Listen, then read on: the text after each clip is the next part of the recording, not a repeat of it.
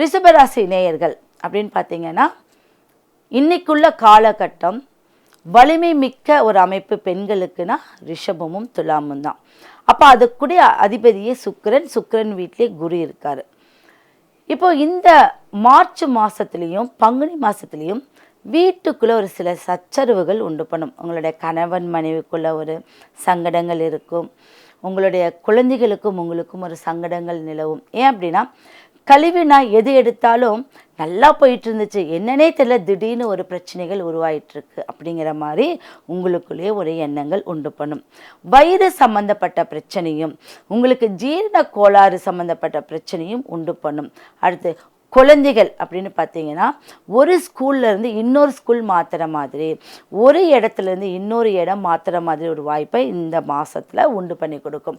ஏன் அப்படின்னா, கேது பகவான் இந்த அமைப்பில் 5ஆம் அதிபதியாக உங்களுக்கு வர்றதுனால, அப்போ குழந்தை, பூர்வீகம், பூர்வ புண்ணியஸ்தானம் இது எல்லாமே ஒரு சின்ன ஜர்க்காகும். அப்போ 5ல் கேது இருந்தால் மாதம் இப்போ எனக்கு கர்ப்பம் ஆயிருக்கேன், ஆனால் எனக்கு சரியான ஒரு அமைப்பில் போகலை, நான் கரெக்டாக இருக்கணும். உங்கள் டாக்டர் சொல்லியிருப்பார், நீங்கள் கேர்ஃபுல்லாக இருங்க, நீங்கள் அவ்வளவும் அலைச்சல் ஆகாதீங்கன்னு. உண்மைதான். இந்த மாதத்தில் வரக்கூடிய கர்ப்பிணி பெண்கள் ரொம்ப ரொம்ப கவனமாக இருக்கணும். அதிகமாக ட்ராவலை நீங்கள் செய்யாதீங்க. நீங்கள் என்ன பண்ணணும் அப்படின்னா, ராகு பகவான், இப்போ நாகதேவதை கோயில், ராகு கோயில், இந்த மாதிரி ஒரு கோயிலுக்கு போய் நீங்கள் உங்களால் முடிஞ்ச ஏதாவது ஒரு பிரசாதம் செஞ்சு அங்கே இருக்கிற சிறு குழந்தைக்கு கொடுத்துட்டு வாங்க. உங்கள் குழந்தை அற்புதமாக வெளி உலகத்துக்கு வரும். நீங்கள் கும்பிட வேண்டிய தெய்வம் அப்படின்னா நாகதேவதை.